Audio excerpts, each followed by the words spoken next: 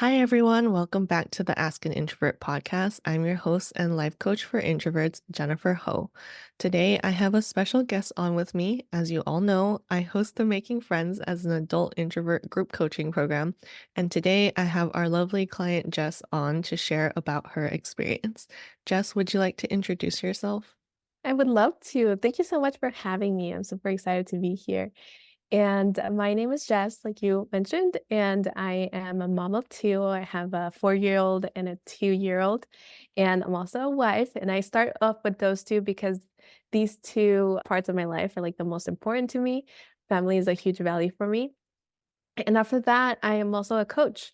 I coach high achieving women connect more with their feminine energy and their feminine power. And I love to help women just be open to receive more from life. And that includes their birth as well and their postpartum. I believe that motherhood, birth can be easy and fun. And that's what I help my clients do. Awesome. Let's see, I've known you for a little over 2 years maybe Yeah. online. Yeah, and I've just watched you, you've always advocated for women having more of a say and really stepping up in their birth and not necessarily just listening to what they're told by their doctors or by their mom or mother-in-law and so on.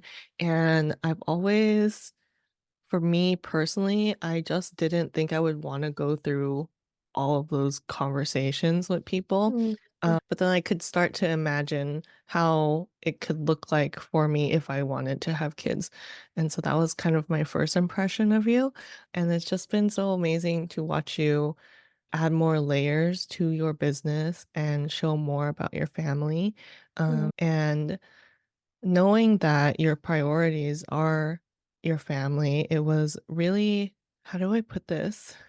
I am grateful, but I was also really excited and just there's a word for it that's between grateful and excited. If Mhm. someone can think of it, that's the word.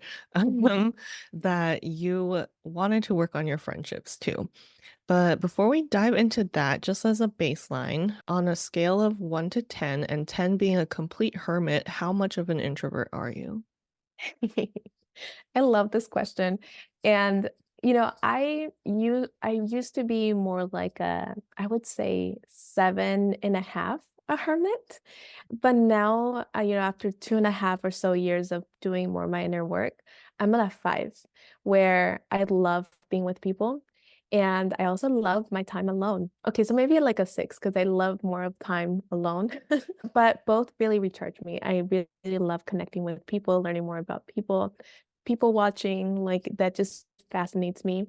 I also love being by myself and spending time in my bath, taking care of myself, and reading and just learning. I love learning. Yeah, I remember when we first started the conversation of working together, part of it was you want to save your energy for yourself and your family. So, what led you to think about, oh, I want to start investing in my friendships? Like, what did your friendships look like at that point in time? Mhm. So, like I said, my family is really important for me. And I always try to filter everything I do through the lens of how can I be showing up better for my kids? How can I, embody more of what I would like them to see of me? And before we started working together, when I had my daughter 2 years ago, I was at a point where I had a lot of anxiety, social anxiety. I would go to the parks and I really wanted to connect with others, with the other moms, but I couldn't allow myself to because my body was just like super anxious about just talking to people. And I knew that it was something that I needed to work through because I know how important social interactions are for us, as human beings. And like I said, I really want to be someone that my kids can look up to, and I wanted them to see their mom having fun and connecting with people without a problem. Just make it fun and easy. And I think that is definitely what helped me realize that this is something that I really needed to work to so that I can give this embodiment to my kids. I don't, I don't want to just tell them, "Oh, go and make friends. Go and talk to, the kids. Go and play with the kids." I want them to see me doing that with their moms, and then they can follow suit.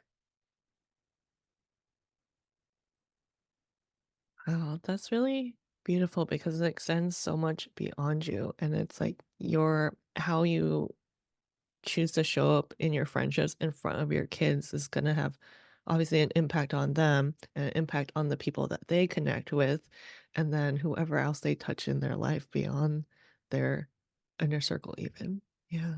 Mhm. Yeah, and then another layer to that, it was also for me. I also was feeling really lonely. This when I had my kids, it was during the, 2020 COVID era. And I was just feeling the most alone during that time. And honestly, when you become a mom, you also lose out on some friendships because you are at a different, you just prioritize your family more than your friends. And the friends that you had, well, when I had my kids, I was the first in my, friends or like people my age that were having kids. So that also felt a little lonely. Yeah. It's interesting how I think oftentimes people assume, oh, like if I have these enriching relationships in my life, I shouldn't feel lonely to begin with. Mm, But really, that feeling is just a signal that you need a little more connection in your life, is how I like to look at it. It's your feelings tell you and are signs of what you need to work on instead of something to feel bad or ashamed about. And definitely with big life milestones, when the people you've been around the whole time, when our lives start to shift and we're going in different directions, suddenly it's like, oh, well, can I talk to my friends about my kids? Or are they rolling their eyes at me for being such a mom now? And these are like, I'm not a mom yet, but I imagine I'll have these thoughts one day. It's really unfamiliar for us to be going in different directions in our life when mhm, so much of life is decided, oh, you're going to do this by this time and then that by that time. And the first time to feel lonely with existing friends and not sure about how to make new friends that fit your new lifestyle, I think it can be really jarring. And mm. um I'm curious, as you thought about this feeling of loneliness and started to think about wanting to invest in your friendships, did you have any big doubt or worry that made you feel really resistant to starting the work? The the biggest resistance I'd say is confronting my shadow, confronting this huge judgment that I had about myself for not having friends. Because at that point, when when my daughter was born, I thought I didn't have any friends. I used to worry, like, is there something wrong with me? And yeah, I think that was the biggest resistance. It's like really confronting that judgment, that huge, deep judgment that I had about myself, worrying that, yeah, there was something wrong with me. Yeah, the thought that there's something wrong with me is such a big driver behind feeling ashamed, and it really Mhm. locks us up. I'm glad that you were able to see that. How did you process that feeling and that thought before making a decision? Okay, so I guess it goes back to meeting you. Mhm. And when I met you, because there was another judgment that I had. Like maybe if I wasn't so introverted, Mm. I could make friends. But then you showed up in my life. We met in a different coaching container, and I saw the the energy that you showed up with. Like it was very this strong, grounded energy that helped me feel very safe. And then I also saw you as an embodiment of what I wanted to have in my life, where you were just making all these online friends, and it seemed so much fun. And it was a combination of those two. It was, you had what I wanted, and I felt safe with you. And those, I felt like I could share the judgments that were coming up for me, in the safe container that that you were going to provide for me. Like, I could tell that you were gonna be able to hold space for me for that. Thank you. Thank you for letting me hold the space for you. Yeah. Really, I try to keep a calm and grounded space, but ultimately, I think you created your own safety yourself. Thank you, yes, I could see that, yeah. Yeah, because I remember I reached out to you and I was like, "You know, this is something that I think you could help me with." Yes, you actually did plant the seed for me, like, really really early on. Like, I remember you telling I think you were the first person to ever tell me, like, "I would love to get coached by you on friendships and Mhm. making friends." And I was like and at the time, I was like, "Oh, I do, but I also don't know." And I think so many things are like that, like, we just don't quite see it in ourselves, and Mhm. yeah. So, thank you for planting the seed, and I am glad I let it grow ultimately. It was funny because it did end up being something that I talk about a lot, and then I was like, "Oh, okay, I see the pieces coming together now." Yeah, Yeah. I'm super happy that you're helping more people with this because it's something that I think we have a lot of judgments, and and those judgments are what are keeping us from approaching that desire. We're scared of meeting the darkest part of ourselves in this area. Yes, definitely. So through our work together, was there anything different about my approach or anything that really resonated with you? I would say that it goes back to the grounding energy that you have that really allowed me to feel safe to share, what was coming up for me, the judgments, and knowing that I was safe. I was safe. And because you created this safe space, I was able to work through it so much faster. Like once I like voiced it out, I'm like, okay, wow, it was like taking off or ripping off a band-aid. But I wouldn't have been able to work through it so fast if I didn't feel safe to just voice it out loud. Yeah. I think as introverts especially, we don't even think about voicing things out loud in Mm, general because it's like so there's so much happening in our minds and it actually becomes is like super safe in there, but at the same time it becomes one of the most dangerous place if we just keep it walled up and I think at times it limits our perspective and we can have a really narrow perspective about friends because we think we don't have energy for more people, especially when you already have priorities for your inner circle in your life, which is your family. And so it's like, oh, that social battery that I could use for my friends, I'm just going to save it for my family instead. yes. But I think one of the things watching you through the program as you made friends who who really aligned with who you are and who you're becoming, like thinking about, oh, this is the future version I want to be. What kind of friends does that person make? Instead of trying to there's to some extent nurturing some of the existing relationships in our lives works, but as we grow and change, we're actually open to more people who actually will recharge our social battery too. Mhm. Yes, Yeah. absolutely. Like, And that has been in my experience. Like you mentioned, I am making friends that are so much more aligned to me, and they they're the best. And I wouldn't have been able to, realize that I could find these friendships if it wasn't for you, showing us, 1, and then 2, I think that in the coaching sessions, you really saw me, not not through my lens of the judgments, but just, as who I am. And that really helped me because you seeing me in a different light made me see that, you know, the judgments were a lie. It was just like a distortion that I was playing in my mind about who I was. So that's another thing that really helped me in this container. It's just you seeing me as who I really am. I'm glad that I was able to reflect who you are back to you. Mhm. I'd like to go back to that thought you had about maybe if I wasn't so introverted, I would have Mm. friends. Was there any point in time or a shift in perspective that helped you change your mind about this opinion you had about yourself for a long time?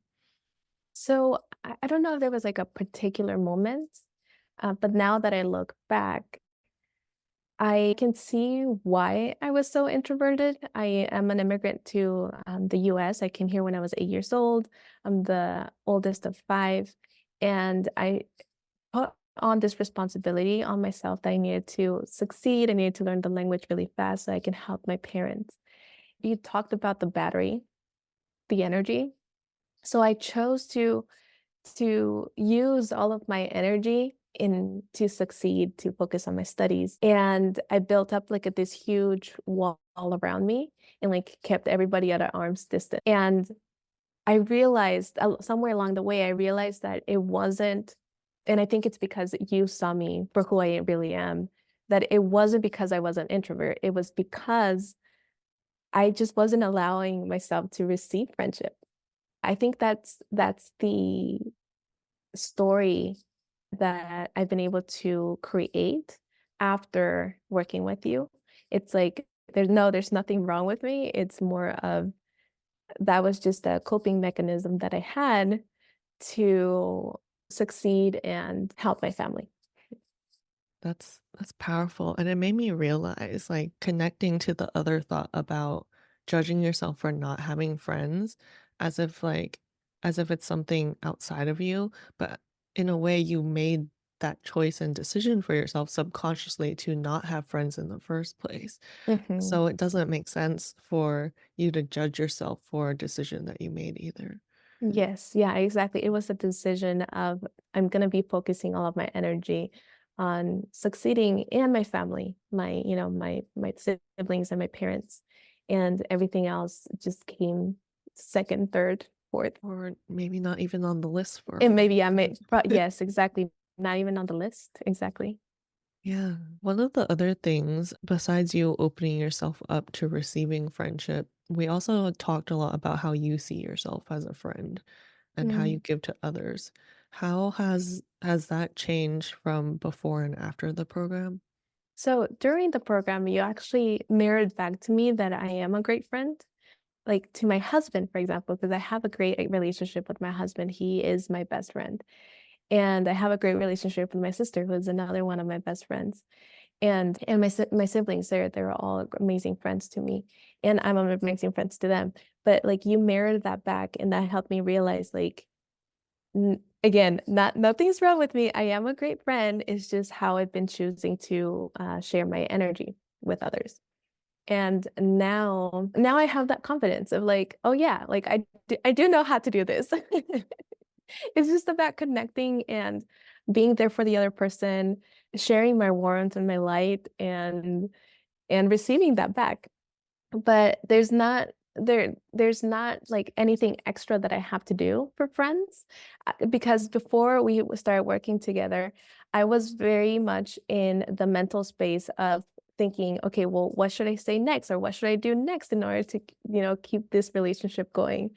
But I was so much more focused on I guess the strategy behind making friends. I don't know. I was just so in that thinking mode instead of just being what I have always been to the people that I love, just understanding and loving and warm. Yeah. Being friends is just being how you are to the people you love. Yes, exactly. I think we I think we overcomplicate things as because like making friends comes so natural as a kid, I think. Yes. They're just like, "Oh, another person. We can play together. We can talk together. We just spend time together." And then as we learn about other types of relationships, whether it comes from school or work, suddenly there's this need to strategize everything. Mm, And I remember watching just like a lot of the initial questions were like, how do I make the friends? What should I say to these people? Can I ask this or that? And not just you, but with other clients as well. And I love pointing you towards, hey, there's different layers to the existing relationships in your life, and Mm. part of it is friendship already. Like, I remember pretty clearly the day when I was like, "Does your husband not count as your friend?" And yeah, but he's your friend and he's also your husband. He's also your Mhm. life partner and the father of your children. And when we start to see, like, I mentioned after your introduction, you're just a multifaceted person. Your relationships can be multifaceted too. And Mhm. friendship exists in so many ways, but we've just overcomplicated it, Mhm. especially now in this stage of our life where everyone around us is just diverting on different paths. One of the ways I like to challenge that too is even though we made friends our age or going through the same thing as we grow up, the other people in our lives who are older or doing something different have always existed. We just might not have been paying attention. Mhm. Yes. Yeah. I went on a whole tangent. No, I love that. I think that's gonna be very helpful for those listening.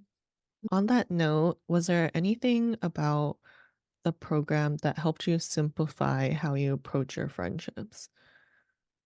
Yes. So one of the favorite tools that you shared with me was your tiered friend framework. I don't know what you call it. What do you call it? Call it the friendship mountain. Okay, yes, exactly. The friendship mountain. So, okay, you guys don't understand how liberating this friendship mountain is for me because in it you describe how there are tiers of friendship. And I had this assumption because you hear it all out there, or maybe I heard it, where you have to be vulnerable in friendships to make deep friendships. And so I had this thought that, oh my gosh, I'm gonna have to bear myself completely if I want to make deep friends. And so there was this pressure with, so I'm a part of a homeschool co-op, and all I really wanted to make friends with these moms. But there was a thought that was coming up for me where I didn't feel safe sharing about what I do on social media, like, my feminine energy work and all of that stuff with them. And that was a huge block coming up for me, like thinking that I had to share this space with them or this part about my life with them, even though I just met them. And I think that's why it was coming up for me. And so I talked to you about it, like how can I make friends with them? I don't remember what I asked you. Do you remember what I asked you? I think it's like, it was more like, can I be friends with them Yeah. without sharing this part of myself? Yes, yes. And then that's when you shared with me the friend mountain. And then I realized that these friends that I'm making at the homeschool co-op are on, the first tier where they're just acquaintances that I'm getting to know. And you helped me create like boundaries for each tier. And that really helped me feel safe because these this first tier, for example, acquaintances, I'm going to be friendly with them and I'm going to be talking to them about the weather and about their kids, like very surface level things. And then once I feel safer with them, I feel more, yeah, safe with them, then we can, move up the mountain and go in deeper into who I really am, who they really are. And that took off so much pressure, like you don't understand. And now I'm able to like show up in any relationship and just be light and friendly and not have this like gnawing thought on the back of my mind, like, oh my gosh, what should I share so that I can be vulnerable and I can really connect with these people? And it also gave me permission to take longer to meet people. Like it doesn't have to be, so fast. I think it's maybe because we live in this world where we're so used to getting things fast Mm. that I also thought that this process was supposed to be fast, but it doesn't. It can take years. And that's something that I have really reconciled with myself that for me, in order to make deep friendships, it does take years. And I'm okay with that now. Mm. Yeah. I think in general, we also like have this ideal version of a friendship where you Mm, randomly meet someone and you click right away and that's it, yes. you're besties.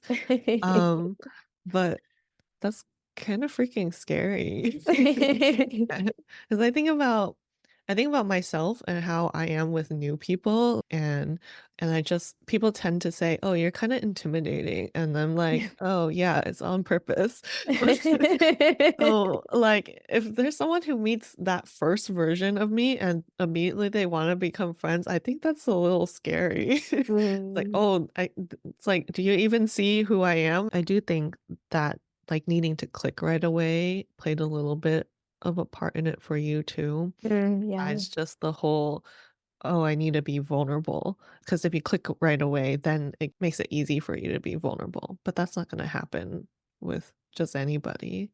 I remember I asked you directly, like, how many times do you think you need to interact with someone before you feel like you can have a deeper connection with them? Because it's really in your locus of control, like, when are you willing to let someone else have a deep friendship with you to start with? Mhm, Um, mhm. and I think you said 8 times. Yeah, and I think that that number is still really low. I still felt pressure that I had to be fast when I give you that response. And now that I've sat with this longer, I realized that it's gonna take as long as it takes. And I'm okay with it taking years now. Like, I'm so much more seated in my worth as well. I think that's another thing that comes into place. It's like, it's not just me, making friends. There was a part of me that was still, like, working through my worth, and there was still a part of me that was focusing so much on them liking me, but not so much of me liking them. And now that I'm so much more seated back and feel so much more confident, so much more worthy, I can now lean back a lot more and let this be a two-way experience, not just the one-sided thing of like, oh, I'm hoping people like me. You know what I mean? Like that needy energy. It's not Yeah. there anymore. Mm. Yeah. On that bit of the needy energy, it makes sense how, especially as high achieving people and women who want to strive for success, like it is kind of Mm, is it's so weird, but like in the corporate and work world, it's still like people do need to like you. Like things are mhm, easier if people like you. But in that space where prioritizing getting along and surviving in your friendships, it doesn't matter whether they like you or not if you don't like them. mhm. Yeah. I'm curious, we've covered so much, but what was your favorite part of doing this work? My favorite part is honestly just doing the work and making the friends, but it was also the hardest part. Mm, So another example or one of my wins in your program was that during our time together, I was also working with another life coach, and she is everything that like I aspired to be. She's my 4-minute mile, and I just really look up to her. And I wanted to make her a friend as well. And there was a lot of mind drama coming up of like, oh my gosh, well, if I reach out to her and then I get rejected, like it's gonna be so sad. So I had to like work through a lot of like that fear of rejection. And then one of the things that you shared that was so profound for me is like, okay, but what are you gonna lose out on if you don't take this chance? And that like really hit home for me. And that's something I use whenever I am afraid to approach people or like, keep the conversation going is, what is them gonna be losing out on? And yeah, so you helped me take that action in like asking her for a coffee date after our, coaching sessions were over. And when I did, the surprising thing that she sent me back is like, "Girl, I already consider you my friend." And that was like such a huge win for me. And like imagine if I wouldn't have sent that message like, "Hey, we should, hang out after, our coaching container is over." And yeah, yeah. Did I answer your question? yeah. Okay. You answered 2. What was your Okay. favorite and the hardest part of doing the Yeah. work? Yeah, it's Um, actually doing it. yeah. Oh, I also on that yeah, that just made me think of something else. I wanna poke a bit at how long it actually takes you to make friends because it's Mm, been let's see, it was August when we started the program, and so it's been 6, 7-ish months now. But in that time, I've also known that you've made some of your dream friends. yes, I've made And so many friends, yeah. yeah, and so with them, did it actually take 8 or more interactions? No, you're right. It doesn't so okay, so these friends are definitely dream friends, Mhm. but we're still working through, getting deeper and deeper.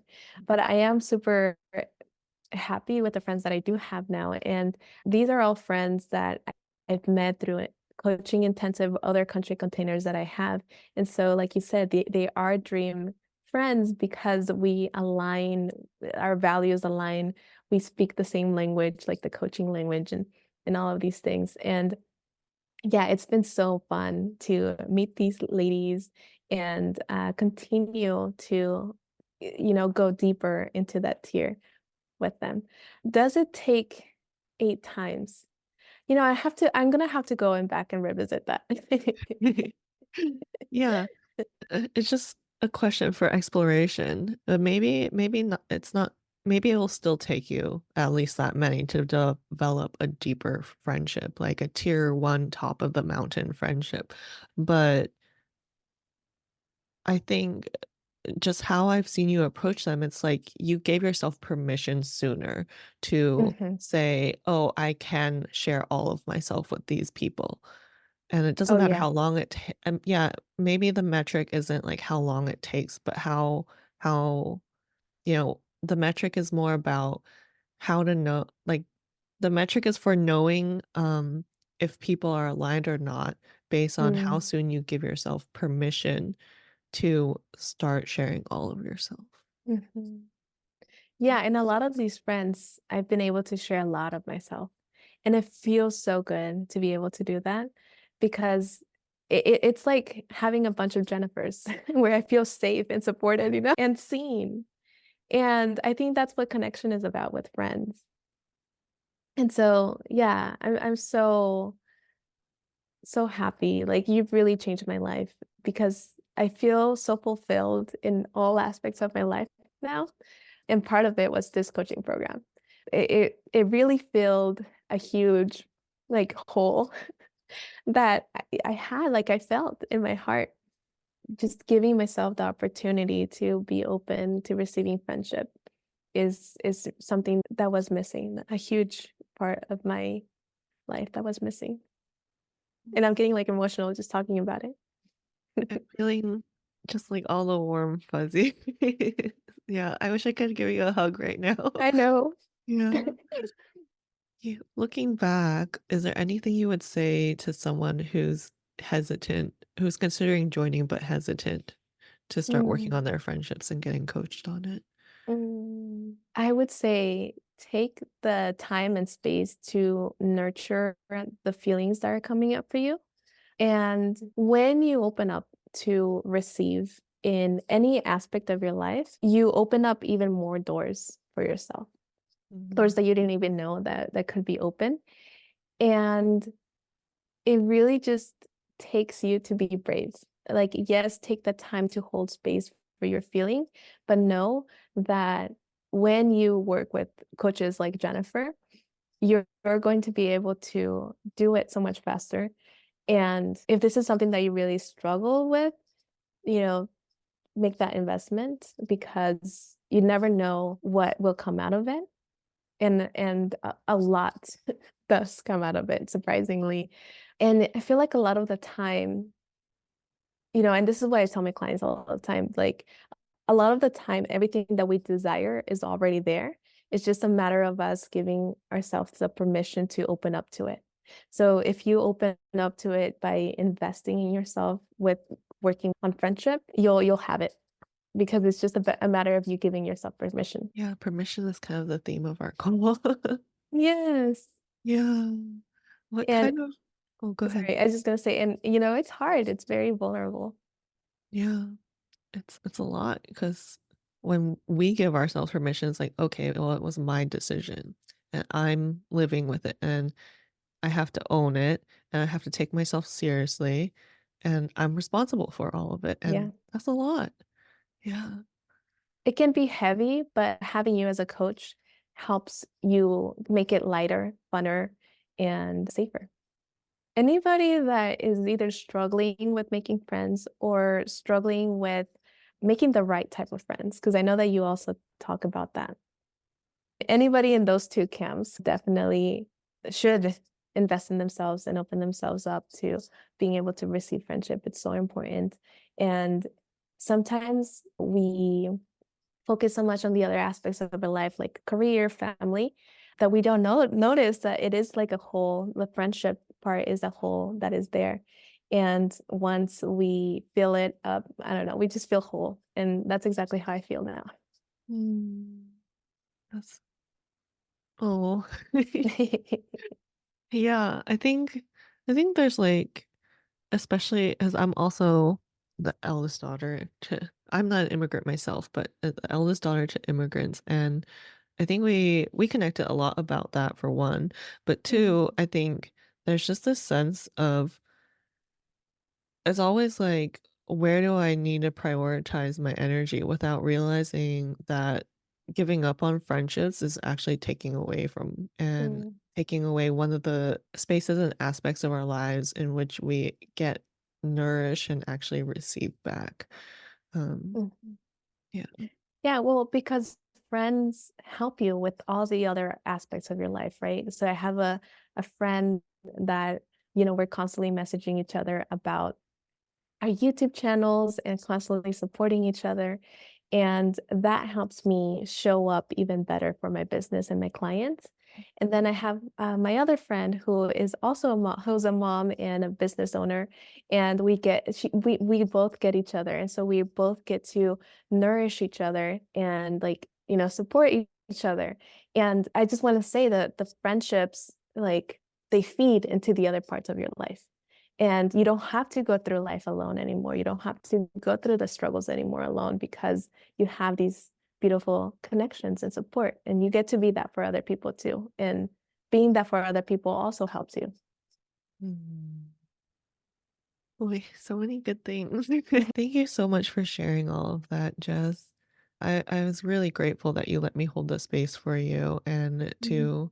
and for you to come back and guest on this podcast and share about it means a lot to me. Thank you. Is there anything else you'd like to add? That everybody needs to book a call with you. That's it. Thank you. Listen to her. Yeah, you have nothing to lose and everything to gain. Thank you so much for having me. Now, listeners, if you're interested in joining the group program Making Friends as an Adult Introvert, the next cohort starts in May. You might be thinking that this is something you can do later, but like Jess said, this can be lighter, funner, and safer if you work with me as your coach. You don't have to go through any of this alone, and the next 6 weeks can change how you approach friendships for the rest of your life. If you've been low key miserable lately, knowing that you need to work on your friendships because it is such an important part of your life, this program is for you. While the overarching goal of this program is for you to make friends you have a future with, whether that's making new friends or being more intentional with your current friendships, we will dive into how all of it looks specifically for you. You can sign up for the program right now at byjenniferho.com/making-friends. The link is also in the show notes. If you have questions about the program, let's get them answered. Join me on a discovery call. I'll drop the link in the show notes as well. If you want to get questions right away before a call, DM me on Instagram or LinkedIn. Thank you again for tuning in, and I'll talk to you next time. Bye.